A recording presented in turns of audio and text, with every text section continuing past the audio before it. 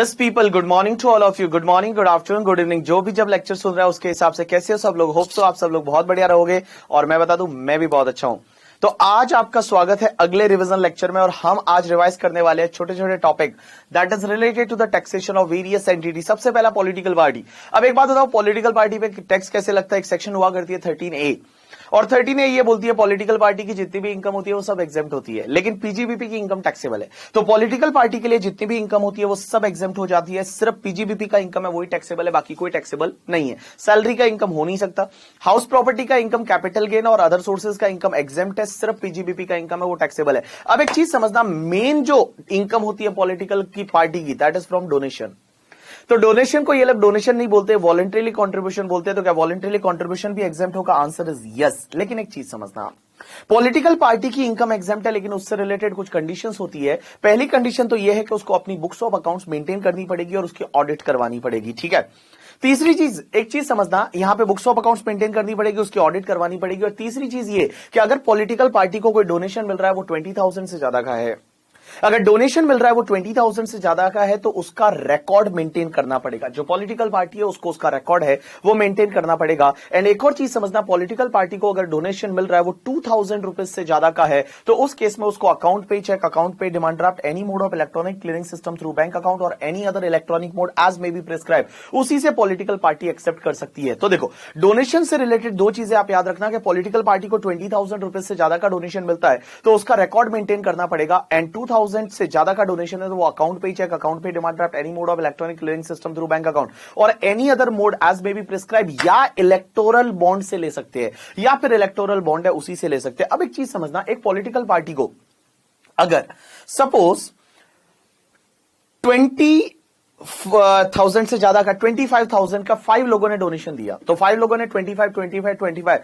सो 1,25,000 दिया, उसका record maintain नहीं है। तो क्वेश्चन ये आता है पॉलिटिकल पार्टी की जितनी भी इनकम है वो सब टैक्सेबल हो जाएगी या सिर्फ जो वायलेशन वाला पार्ट है वही टैक्सेबल हो जाएगा? तो इंस्टीट्यूट है, इंस्टीट्यूट ने ये व्यू ले रखा है कि ओनली जो वायलेशन वाला पार्ट है वही टैक्सेबल होगा। तो देखो, कहीं पे जहां पे वायलेशन होता है तो जो वायलेशन वाला पार्ट है वो टैक्सेबल हो जाएगा, बाकी वाली इनकम है वो पॉलिटिकल पार्टी की एग्जेम्प्ट ही रहेगी। अब एक और चीज समझना, जब आप पॉलिटिकल पार्टी को डोनेशन देते हो तो आपको 80 जीजीसी या जीजीबी में डिडक्शन मिलता है। अब एक बात समझना, 80 जीजीबी में किसको मिलता है? इंडियन कंपनी को। बाकी जीजीसी में मिलता है 100% डिडक्शन मिल जाता है। तो जब भी आप पॉलिटिकल पार्टी को डोनेशन देते हो तो आपको डिडक्शन मिलता है, 100% डिडक्शन मिल जाता है 80 जीजीबी जीजीसी में। लेकिन एक चीज समझना, वहां पे कंडीशन होती है कि donation should be made by any mode other than cash. Cash में डोनेशन नहीं करना, बाकी किसी भी मोड में आप डोनेशन करोगे चलेगा। उसके बाद next topic is related to electoral trust. अब एक बात समझना, इलेक्टोरल ट्रस्ट जो होता है वो इलेक्टोरल ट्रस्ट को इस साल जितना भी डोनेशन मिलता है, वॉलंटरीली कंट्रीब्यूशन मिलता है, वो पूरा एग्जेम्प्ट हो जाएगा अगर उन्होंने 95% और मोर उस डोनेशन का, इलेक्टोरल ट्रस्ट ने 95% और मोर जो भी डोनेशन है उसका पॉलिटिकल पार्टीज को बांट दिया।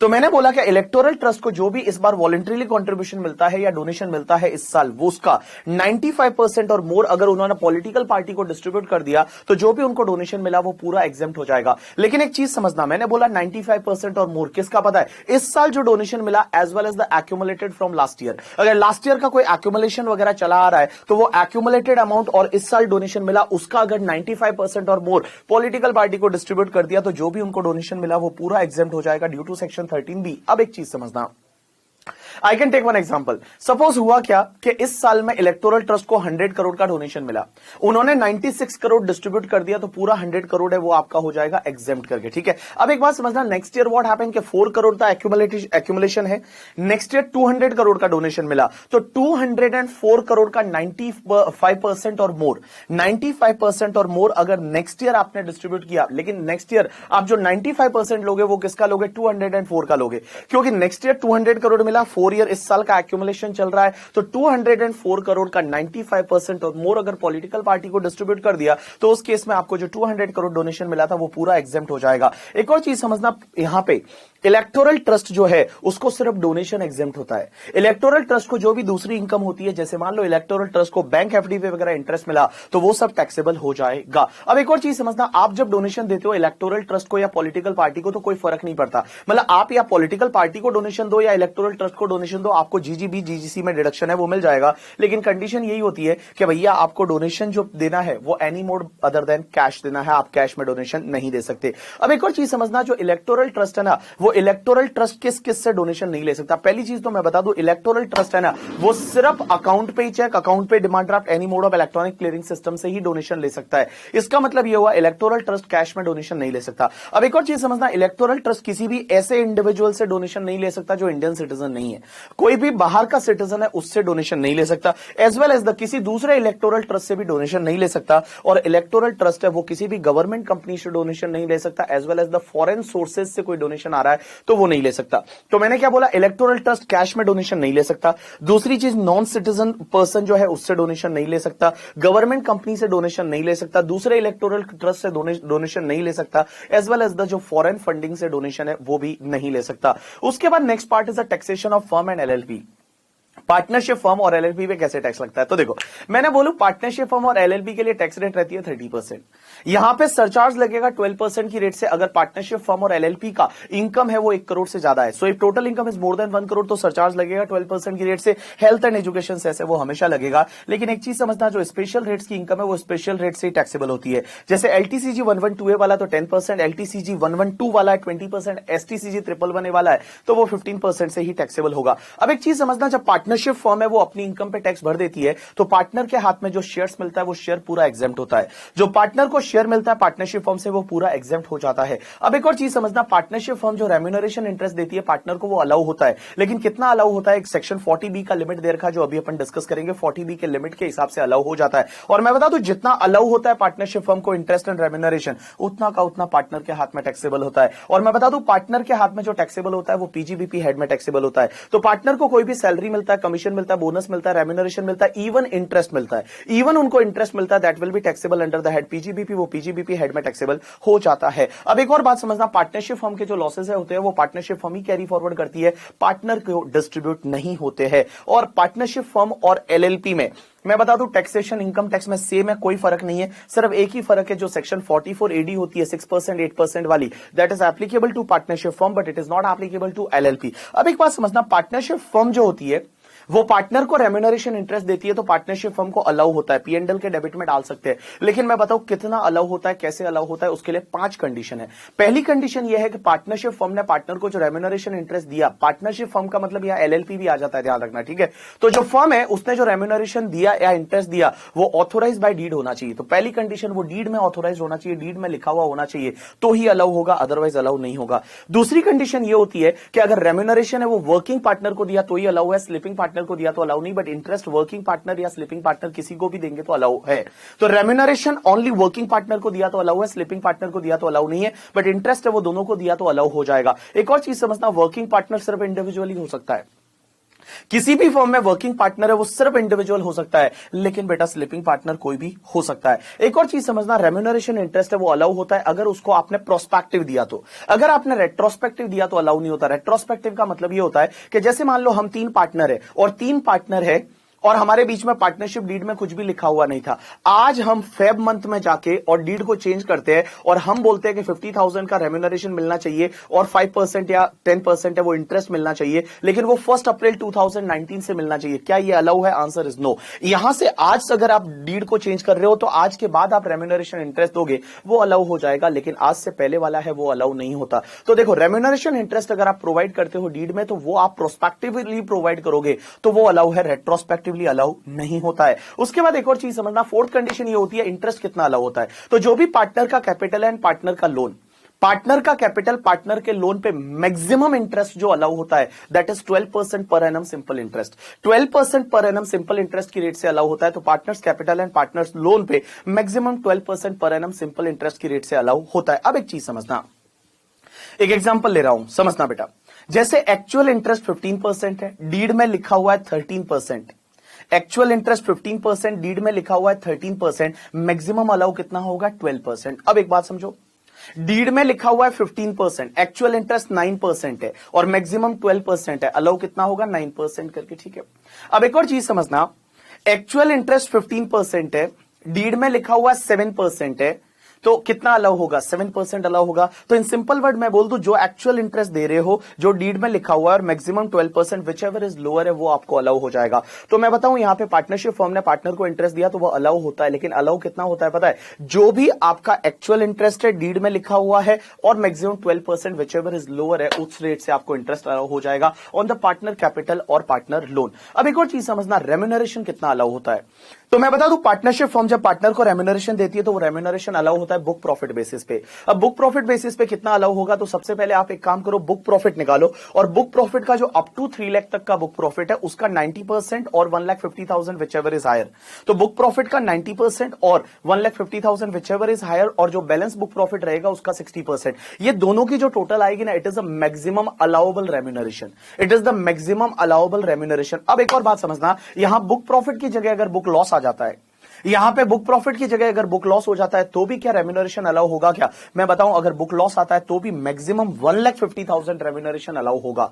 तो बुक प्रॉफिट की जगह अगर बुक लॉस आ गया तो भी 1,50,000 का रेम्यूनरेशन है वो अलाउ होगा। तो मैंने क्या बोला, बुक प्रॉफिट लो। बुक प्रॉफिट का पहले अप टू 3 लाख तक का है, उसका एक काम करो, जितना भी बुक प्रॉफिट है मल्टीप्लाई बाय 90% और 150 विच एवर इज हायर, और बैलेंस वाला 60%। This is the allowable remuneration. अब actual remuneration, allowable remuneration, whichever is lower वाला रहेगा वो आपको अलाउ हो जाएगा। लेकिन क्वेश्चन ये आता है, सर बुक प्रॉफिट का मतलब क्या होता है? तो मैं बता दूं, बुक प्रॉफिट का मतलब बड़ा सिंपल है। आप एक काम करो, सेक्शन 28 से लेके और जितनी 43 तक की जो सेक्शन होती है पीजीबीपी में, उसके हिसाब से आप अपना पीजीबीपी का इनकम निकाल दो। तो इस साल का जो भी पीजीबीपी का इनकम आएगा, लेकिन just before remuneration, remuneration less करने से पहले वाला जो पीजीबीपी का इनकम आएगा, that is called book profit. Remuneration less करने से पहले वाला जो पीजीबीपी का इनकम आएगा, that is called book profit. अब जो बुक प्रॉफिट जो है, जो पीजीबीपी का इनकम आपका आया है before remuneration, that is called your book profit. तो मैंने क्या बोला, बुक प्रॉफिट का मतलब क्या? आप इस साल का पीजीबीपी का इनकम निकालो, but just before remuneration. Remuneration less करने से पहले, अगर आपने लेस कर दिया तो वापस उसको एड बैक कर दो। लेकिन एक चीज समझना, यहां पे आप ध्यान रखना, इन्होंने बोला सेक्शन 28 से लेके और 43 तक की सेक्शन है, वो सबको फॉलो करते हुए आप एक काम करो, इन सब सेक्शंस को फॉलो करते हुए आप यहां पे पीजीबीपी का इनकम निकालो। तो एक चीज समझना, अनएब्सॉर्ब्ड डेप्रिसिएशन भी लेस हो जाएगा, क्योंकि अनएब्सॉर्ब डेप्रिसिएशन जो होता है वो आपको सेक्शन 32 से गवर्न होता है। अनएब्सॉर्ब डेप्रिसिएशन है वो आपका सेक्शन 32 से गवर्न होता है। तो बेटा सेक्शन 32 से अनएब्सॉर्ब डेप्रिसिएशन जब गवर्न हो रहा है, तो उस केस में आप बुक प्रॉफिट कैलकुलेट करते टाइम पुराना जो अनएब्सॉर्ब डेप्रिसिएशन है वो भी आप लेस कर दोगे। यू गॉट माय पॉइंट और नॉट? यस। तो देखो बेटा, मैंने क्या बोला, इस साल का पीजीबीपी इनकम निकालो जस्ट बिफोर रेम्यूनरेशन करके, ठीक है, बट पुराना अनएब्सॉर्ब डेप्रिसिएशन कोई है तो वो आप लेस कर दो। अब एक और चीज समझना, मैंने आपको क्या बोला, इंटरेस्ट मैक्सिमम 12% अलाउ होता है। इंटरेस्ट मैक्सिमम 12% अलाउ होता है, लेकिन मैं अभी जो 2 लाइनें बोलने वाला हूं वो बड़ा ध्यान से रखना और ध्यान देना, क्योंकि इस पे एग्जाम में क्वेश्चन आता है। एक चीज समझना, एक पार्टनर अगर इंडिविजुअल कैपेसिटी पे पार्टनर है और इंटरेस्ट उसको मिल रहा है रिप्रेजेंटेटिव कैपेसिटी पे, तो जितना भी इंटरेस्ट है वो अलाउ हो जाएगा, 12% का लिमिट नहीं लगेगा। दूसरा, अगर कोई पार्टनर रिप्रेजेंटेटिव कैपेसिटी पे पार्टनर है और इंटरेस्ट अगर इंडिविजुअल कैपेसिटी पे मिल रहा है, तो भी ये लिमिट नहीं लगेगी, जितना इंटरेस्ट है वो अलाउ हो जाएगा। मतलब इन सिंपल वर्ड में बता दूं आपको कि देखो, ये 12% का इंटरेस्ट का लिमिट है, ये लिमिट तभी लगेगा जब पार्टनर इंडिविजुअल कैपेसिटी पे है और इंटरेस्ट भी इंडिविजुअल कैपेसिटी पे मिलता है, या फिर पार्टनर रिप्रेजेंटेटिव कैपेसिटी पे है और इंटरेस्ट भी रिप्रेजेंटेटिव कैपेसिटी पे मिलता है, तो ही ये वाला लिमिट लगेगा। मींस मैंने बोला, इंडिविजुअल कैपेसिटी पे पार्टनर, इंडिविजुअल कैपेसिटी पे इंटरेस्ट मिलता है, लिमिट लगेगा। इंडिविजुअल कैपेसिटी पे पार्टनर, रिप्रेजेंटेटिव कैपेसिटी पे इंटरेस्ट मिलता है, लिमिट नहीं लगेगा। रिप्रेजेंटेटिव कैपेसिटी पे पार्टनर, रिप्रेजेंटेटिव कैपेसिटी से इंटरेस्ट मिलता है, लिमिट लगेगा। रिप्रेजेंटेटिव कैपेसिटी पे पार्टनर, इंडिविजुअल कैपेसिटी पे इंटरेस्ट मिलता है, तो ये लिमिट नहीं लगेगा। मींस यहां पे इंट्रा कास्ट मैरिज होती है तो लिमिट्स होती है, अगर आपकी इंटर कास्ट मैरिज है तो उस केस में लिमिट नहीं लगेगी। उसके बाद एक और चीज समझना, सेक्शन 78 ये बोलती है कि भैया अगर कोई पार्टनर रिटायर हो जाता है या किसी पार्टनर की डेथ हो जाती है, अगर कोई पार्टनर रिटायर हो जाता है, किसी भी पार्टनर की डेथ हो जाती है, तो उसके हिस्से के जो लॉसेज है ना, वो ना तो पार्टनरशिप फर्म कैरी फॉरवर्ड कर सकती और ना ही वो पार्टनर कैरी फॉरवर्ड कर सकता, वो लॉसेज लैप्स हो जाएंगे। तो मैंने क्या बोला, सेक्शन 78 ये बोलती है कि अगर कोई पार्टनर रिटायर हो जाता है, किसी पार्टनर की डेथ हो जाती है, अगर कोई पार्टनर रिटायर हो जाता है, किसी पार्टनर की डेथ हो जाती है, तो उसके हिस्से के लॉस है वो ना तो पार्टनरशिप फर्म कैरी फॉरवर्ड कर सकती है और ना ही वो partner carry forward set of कर सकता है, वो लैप्स हो जाएंगे। रहेंगे। लेकिन एक बात समझना, ये सेक्शन सिर्फ लॉसेस पे लगती है, अनएब्सॉर्ब डेप्रिसिएशन है तो उसको अपन सेट ऑफ कैरी फॉरवर्ड कर सकते हैं, कोई दिक्कत नहीं है। Next section is 184। 184 ये बोलती है पार्टनरशिप फर्म को फर्म कब माना जाएगा, जब तीन कंडीशन सेटिस्फाइड होती है। पहली कंडीशन ये है कि पार्टनरशिप डीड होना चाहिए, दूसरी कंडीशन ये है उसमें पीएसआर मेंशन होना चाहिए, और तीसरी कंडीशन ये है कि जो डीड का कॉपी है वो आपको पहले रिटर्न के साथ में लगाना पड़ेगा। तो मैंने बोला अगर तीन कंडीशन सेटिस्फाइड होती है तो ही, तीन कंडीशन सेटिस्फाइड होती है तो ही फर्म को फर्म माना जाएगा। पहली कंडीशन पार्टनरशिप डीड होना चाहिए, डीड में पीएसआर मेंशन होना चाहिए, और डीड का कॉपी है वो रिटर्न के साथ में लगाना पड़ता है। लेकिन प्रैक्टिकल लाइफ में आजकल आप रिटर्न के साथ में नहीं लगाते हो, क्योंकि आजकल आप ई रिटर्न फाइल करते हो। अब एक और बात समझना, सेक्शन 185 बोलती है कि अगर 184 का वायलेशन हो गया, 184 का वायलेशन हो गया, या फिर पार्टनरशिप फर्म ने कोई वायलेशन कर दिया 144 में। 144 बैच जजमेंट असेसमेंट हो रहा है, और बैच जजमेंट असेसमेंट कब होता है, जब वो 4 केसेस में रिटर्न फाइल नहीं किया, रिया वाला नोटिस आया उसका कंप्लाई नहीं किया, स्पेशल ऑडिट के डायरेक्शन का कंप्लाई नहीं किया, स्क्रूटनी जो नोटिस आया उसका कंप्लाई नहीं किया। तो उस केस में अगर पार्टनरशिप फर्म है उसने 184 की कंडीशन सेटिस्फाइड नहीं या 144 लग गया, तो उस केस में क्या होगा, पार्टनरशिप फर्म जो रेम्यूनरेशन इंटरेस्ट पार्टनर को देती है वो अलाउ नहीं होगा। रेम्यूनरेशन इंटरेस्ट जो पार्टनर को देती है पार्टनरशिप फर्म वो अलाउ नहीं होगा, और जब अलाउ ही नहीं हो रहा तो उसके हाथ में टैक्सेबल भी नहीं होगा। उसके बाद सेक्शन 187 ये बोलती है चेंज इन कॉन्स्टिट्यूशन। अब एक चीज समझना, चेंज इन कॉन्स्टिट्यूशन किसको बोलते हैं पता है, किसी भी फर्म से कोई पार्टनर रिटायर हो रहा है या कोई पार्टनर एडमिट हो रहा है, किसी भी फर्म से कोई पार्टनर रिटायर होता है या फिर कोई पार्टनर एडमिट होता है, but at least one partner continue करता है, एटलीस्ट वन पार्टनर कंटिन्यू करता है, that is called change in constitution of firm. मैंने क्या बोला, अगर एक पार्टनर एंटर होता है या कोई पार्टनर रिटायर होता है but at least one partner continue करता है, that is called change in constitution of firm. या फिर ऑल पार्टनर कंटिन्यू करते हैं बट उनका पीएसआर चेंज हो जाता है, ऑल पार्टनर कंटिन्यू करते हैं लेकिन उनका पीएसआर चेंज हो जाता है, that is called change in constitution of firm. जैसे एक फर्म थी that is the ABC, 3 partner थे। अब एक बात समझना, इसमें से ए हट गया और BC 2 पार्टनर बच गए, it is called change in constitution of firm.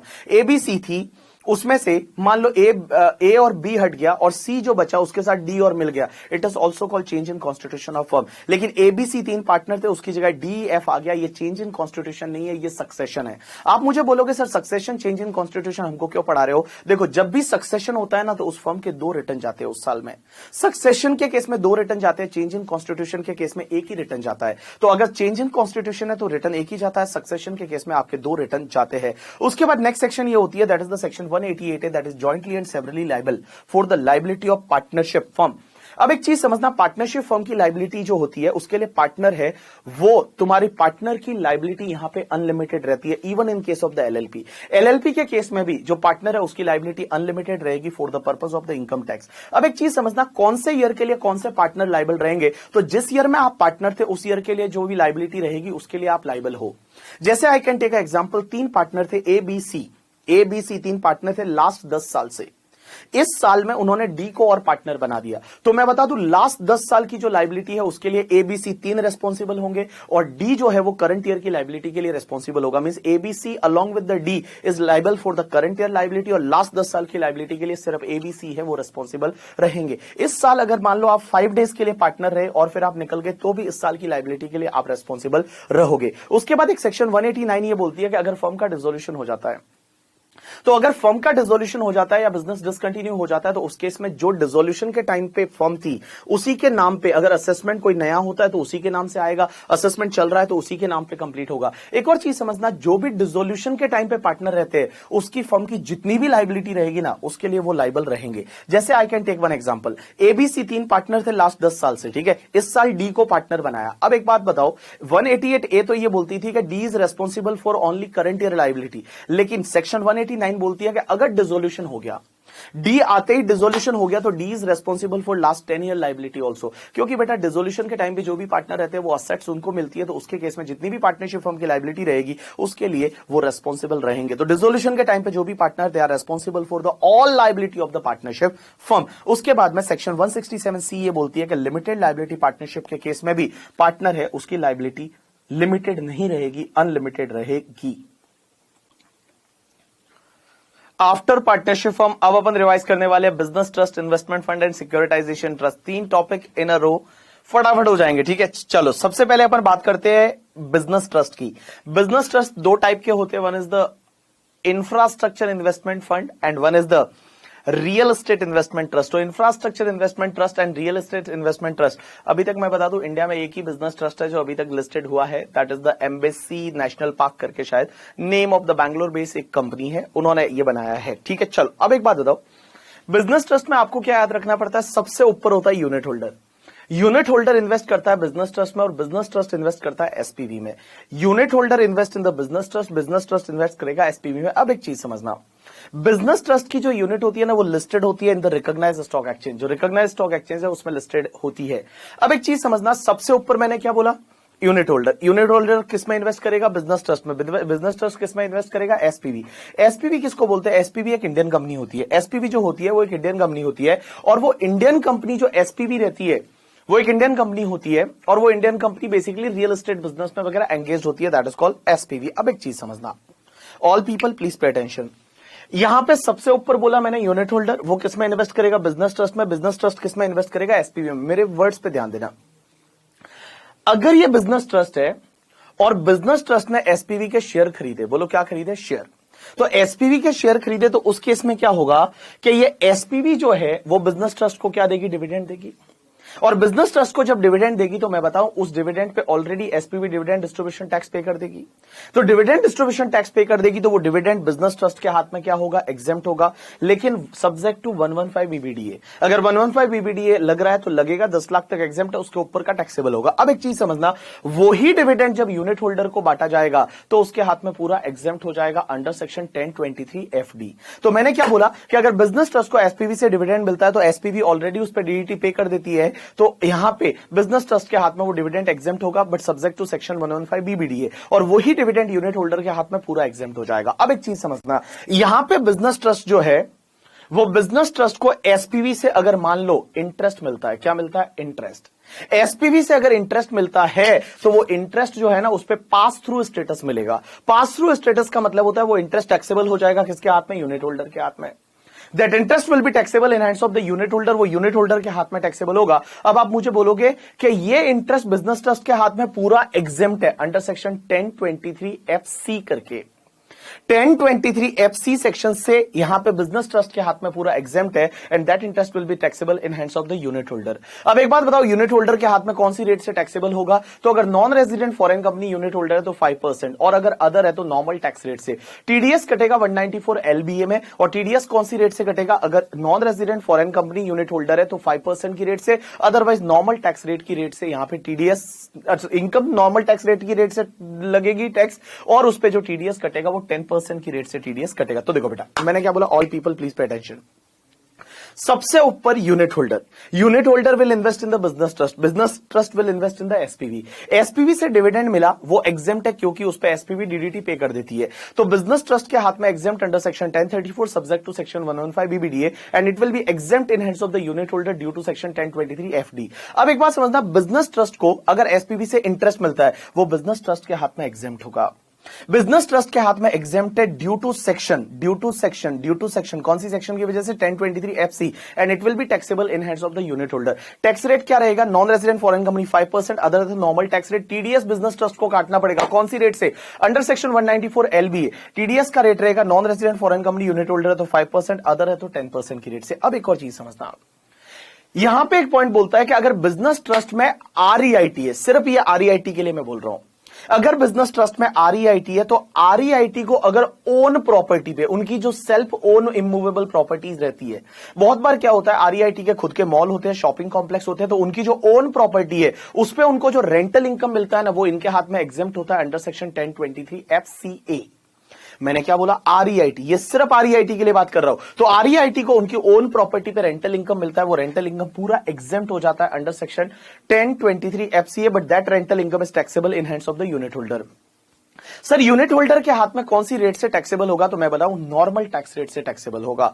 जो यूनिट होल्डर की नॉर्मल टैक्स रेट रहेगी वो नॉर्मल टैक्स रेट से टैक्सेबल होगा, और यहां पे टीडीएस काटना पड़ेगा 194 LBA में। टीडीएस का रेट क्या रहेगा, अगर non resident foreign company unit holder है तो टीडीएस का रेट रहेगा rate in force. Rate in force में जो भी नॉन रेजिडेंट फॉरेन कंपनी के लिए टैक्स रेट होती है वही तुम्हारा, उसी रेट से टीडीएस काटना पड़ेगा, बट अगर रेजिडेंट यूनिट होल्डर है तो 10% की रेट से टीडीएस काटना पड़ेगा। अब एक और चीज समझना, जो भी बिजनेस ट्रस्ट की अदर इनकम होती है उस पे क्या होगा, जो बिजनेस ट्रस्ट है उसकी अदर इनकम होती है वो अदर इनकम पे क्या होगा। तो मैं बता दूं बिजनेस ट्रस्ट की जो अदर इनकम होती है ना वो अदर इनकम पे क्या होगा, अगर वो एलटीसीजी 112 वाला है मींस एलटीसीजी जो है उस पे 20% से टैक्स लगेगा, अगर वो एसटीसीजी 111 वाला है तो उस पे 15% से टैक्स लगेगा, और अगर वो एनी अदर इनकम है बिजनेस ट्रस्ट की तो उस पे एमएमआर की रेट से टैक्स लग जाएगा। यहां पे एमएमआर ये 35% नहीं रहेगा, एमएमआर है वो तुम्हारा 42 पॉइंट समथिंग आ जाएगा, तो एमएमआर की रेट से टैक्स लग जाएगा। एमएमआर मींस तुम्हारा जो भी 30% प्लस 37 प्लस 4%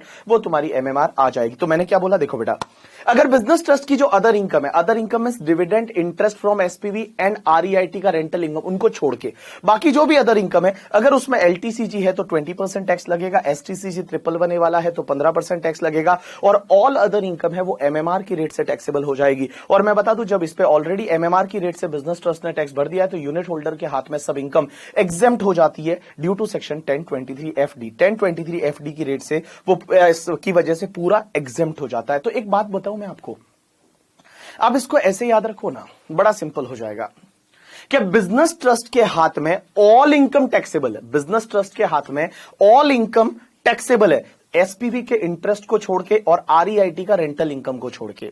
जो आरईआईटी को रेंटल इनकम मिलता है वो टैक्सेबल है करके, ठीक है, सॉरी वो एग्जेम्प्ट है, और जो एसपीवी से इंटरेस्ट मिलता है वो एग्जेम्प्ट है, बाकी जितनी भी इनकम जो बिजनेस ट्रस्ट को होती है वो सब टैक्सेबल है।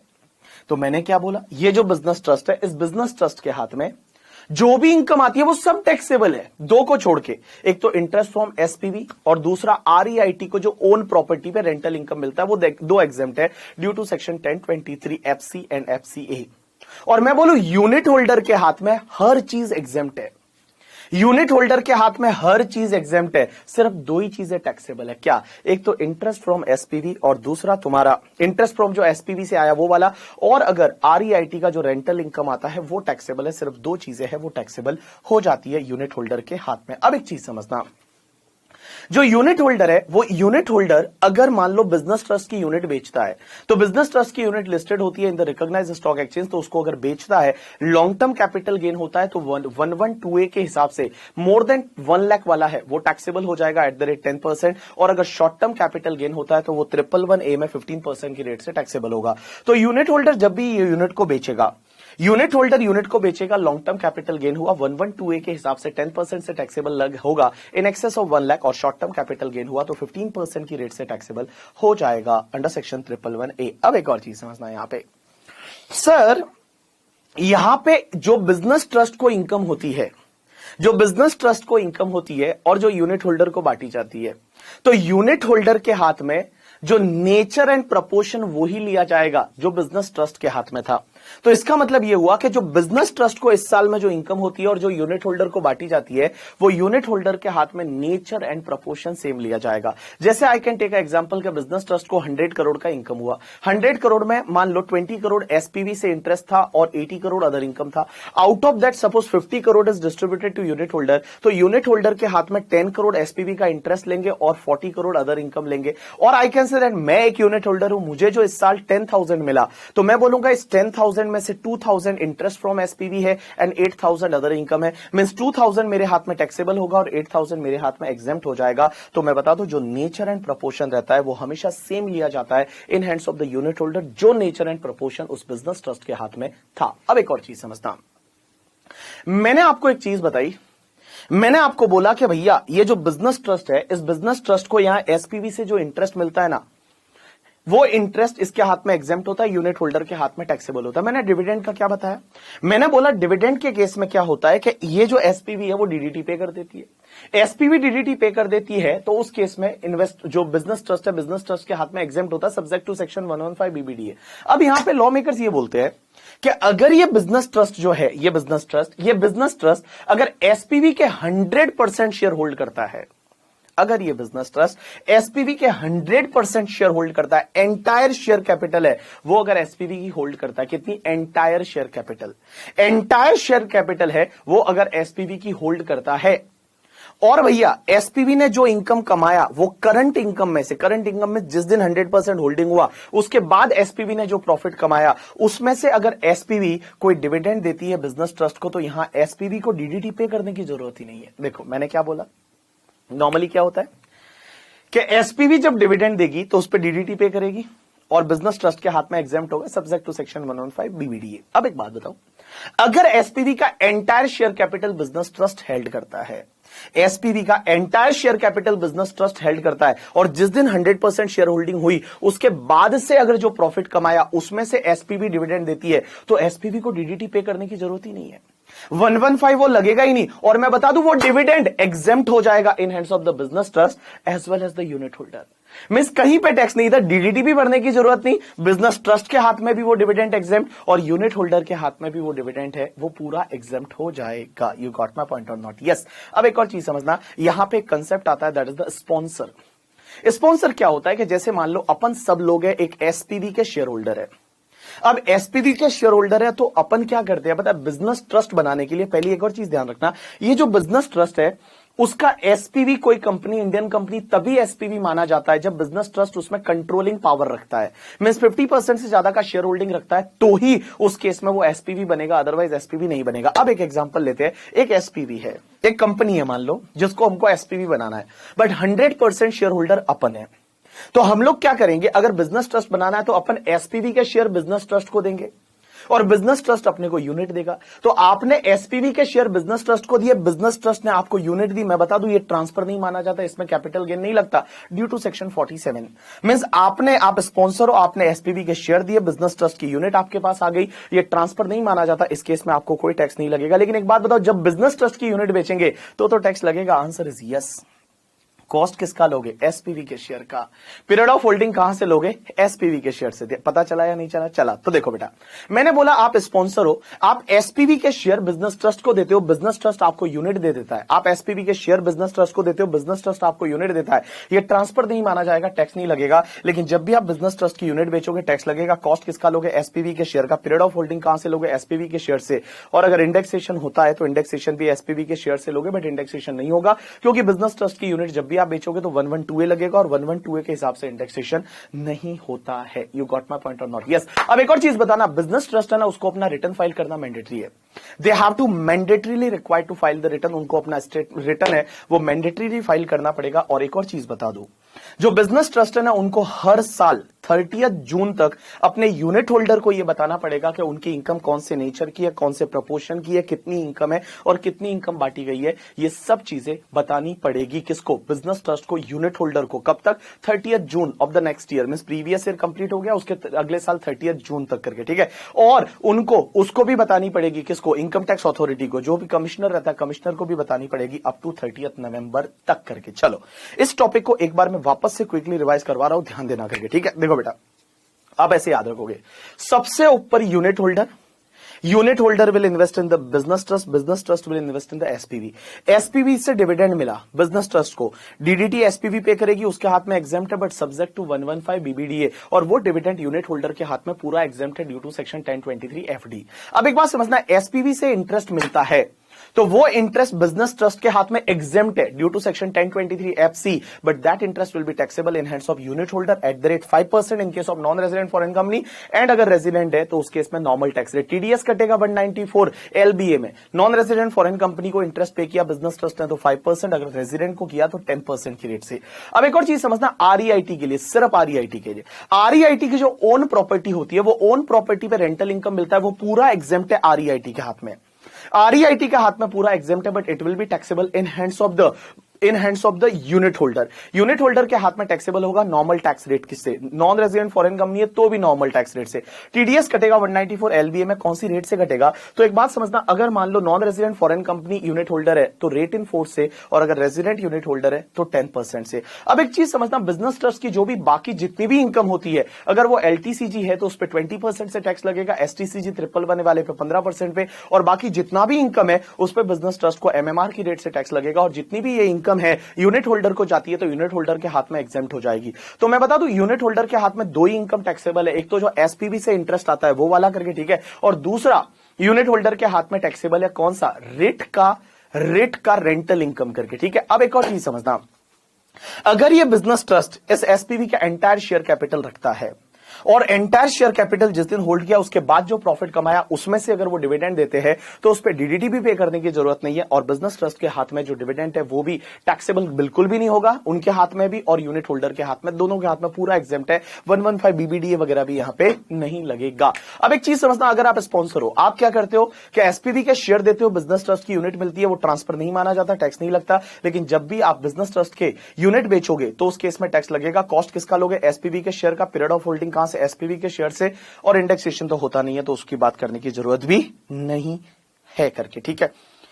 उसके बाद मैंने आपको बताया कि क्या करना पड़ेगा।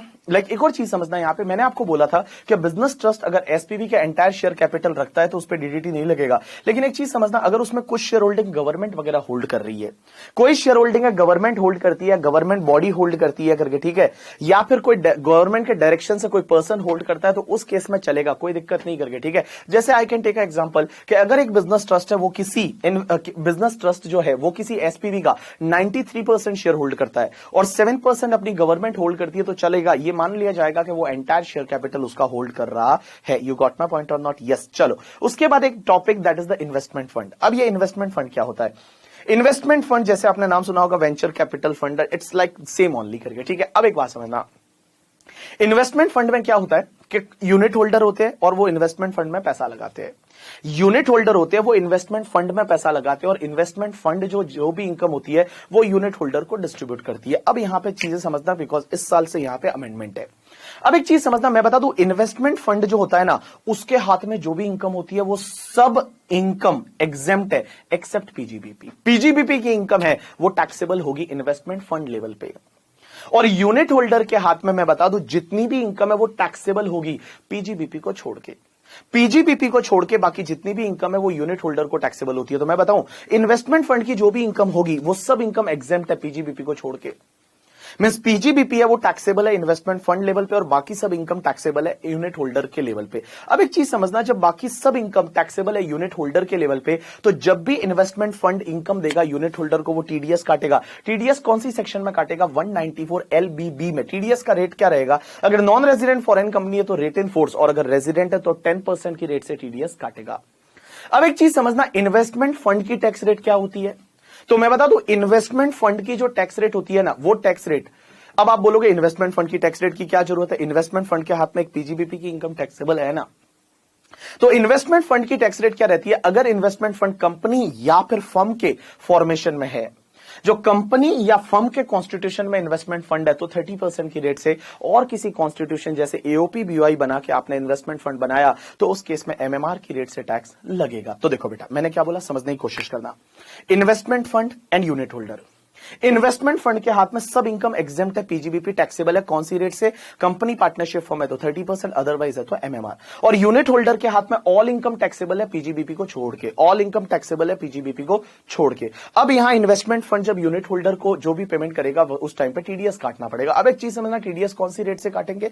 Non resident foreign company unit holder है तो आपका रेट इन फोर्स, और अगर रेजिडेंट है तो 10% की रेट से टीडीएस कटेगा अंडर सेक्शन 194 LBB। अब एक और चीज समझना आप लोग, यहां इंटरेस्टिंग पार्ट देखो बेटा, जो इन्वेस्टमेंट फंड को इस साल इनकम होती है और जितनी इनकम यूनिट होल्डर को जाती है, उन दोनों का नेचर एंड प्रपोर्शन सेम रहेगा। मतलब जिस नेचर एंड प्रपोर्शन की इनकम इन्वेस्टमेंट फंड के हाथ में थी, वो सेम नेचर एंड प्रपोर्शन है वो तुम्हारे यूनिट होल्डर के हाथ में लिया जाएगा। बट यहां पे एक बड़ा इंटरेस्टिंग पॉइंट आता है, समझना।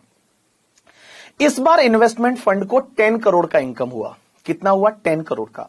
बट डिस्ट्रीब्यूट 7 करोड़ किया। कितना डिस्ट्रीब्यूट किया? 7 करोड़। तो भी ये मान लिया जाएगा कि डिस्ट्रीब्यूट 10 करोड़ किया है और पूरा यूनिट होल्डर के हाथ में 10 करोड़ टैक्सेबल होगा। मैंने क्या बोला? इन्वेस्टमेंट फंड है, उसको टोटल इनकम था 10 करोड़ का।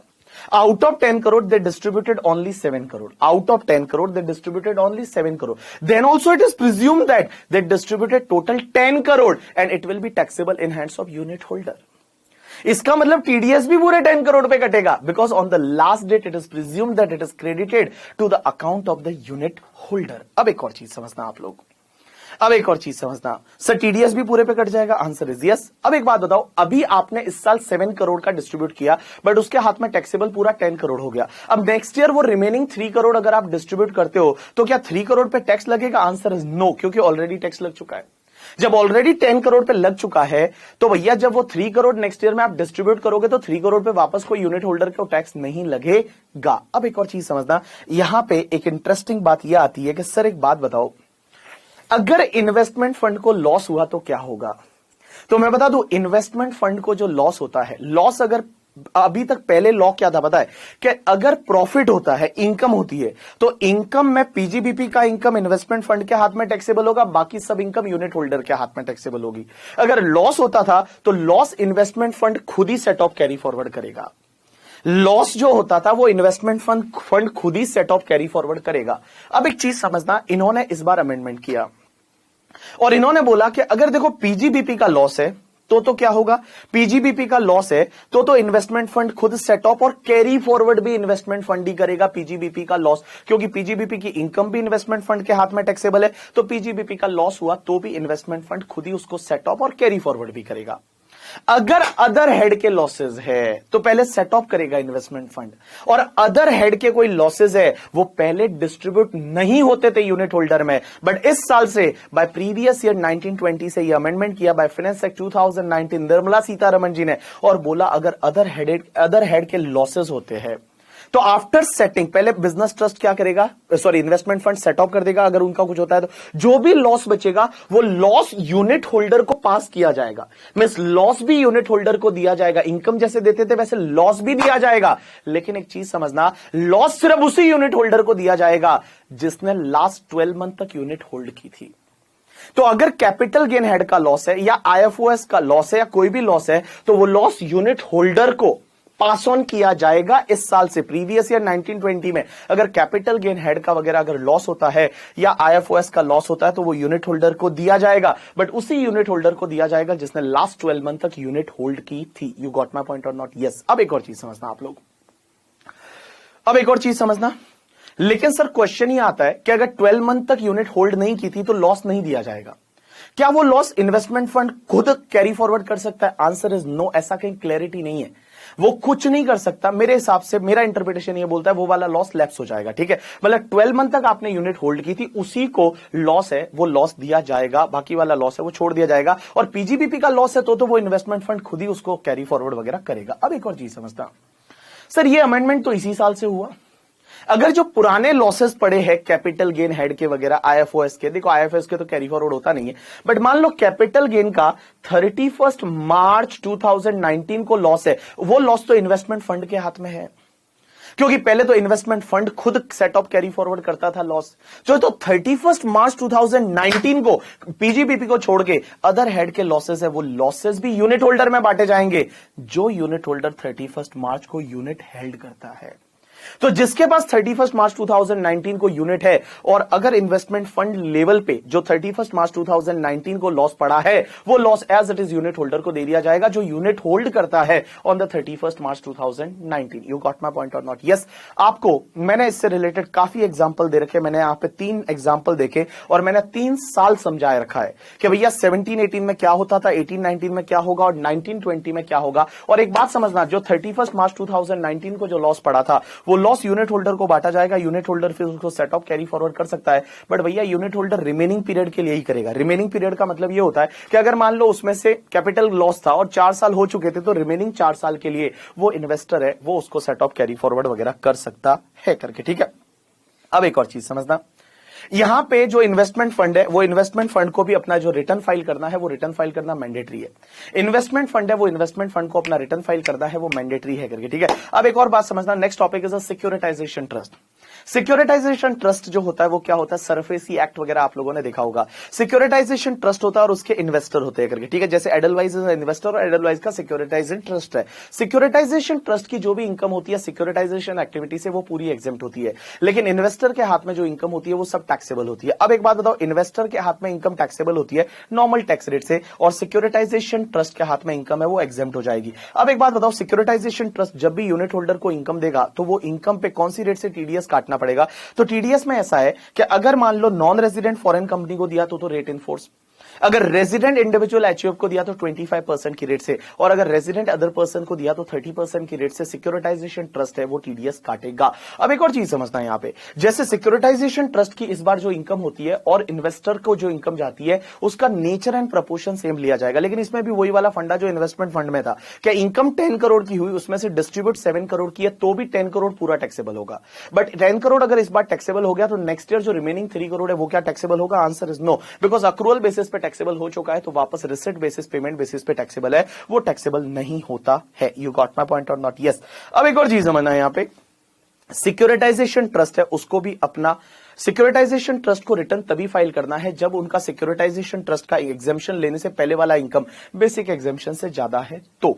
अब एक और चीज समझना, मैंने आपको 3 चीजें बताई, एक तो मैंने बिजनेस ट्रस्ट, इन्वेस्टमेंट फंड और सिक्योरिटाइजेशन ट्रस्ट, ये जो तीनों लोग हैं इन तीनों लोगों को अपना जो यूनिट होल्डर है ना वो यूनिट होल्डर को एक स्टेटमेंट फर्निश करना पड़ेगा, एक स्टेटमेंट देना पड़ेगा यूनिट होल्डर को कि भैया हमारी इनकम कौन से नेचर की थी, क्या था, और वो कब तक देना पड़ेगा? 30 जून तक।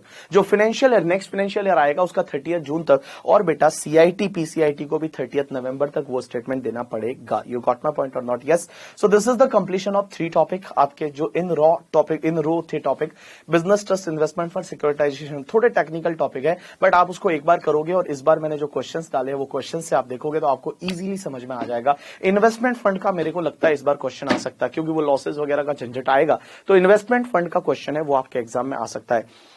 सो बेटा थैंक्स अलॉट। आज का रिवीजन लेक्चर यही तक रहेगा। अगले लेक्चर में अपन पढ़ेंगे जो भी ट्रस्ट है, एमएट है, एएमटी है, एसईजेड है, वो अपन अगले लेक्चर में लेंगे। तो अगला रिवीजन लेक्चर जिसमें 5 टॉपिक अपन लेंगे बेसिकली, पहला taxation of the charitable religious trust लेंगे, उसके बाद एक्रिएटेड इनकम लेंगे, मैट लेंगे, एएमटी लेंगे और एसईजेड लेंगे। वो 5 टॉपिक अगले रिवीजन लेक्चर में अपन लेंगे। सो थैंक्स अलॉट पीपल, पढ़ाई करते रहो अच्छे से करके, ठीक है? और भैया पढ़ते रहो, और कुछ ऑप्शन नहीं है, खुश रहो, अच्छे लोगों के साथ रहो, पॉजिटिव लोगों के साथ में रहा करो, नेगेटिव लोगों से दूर रहा करो और खुश रह के पढ़ा करो। टेंशन लेके पढ़ोगे कुछ याद नहीं रहेगा करके, ठीक है? खुश होके और अपने आप को एकदम पॉजिटिव रख के, मोटिवेट रख के और पढ़ाई किया करो, ठीक है? चलो थैंक्स अ लॉट पीपल, आज के लिए इतना बहुत है।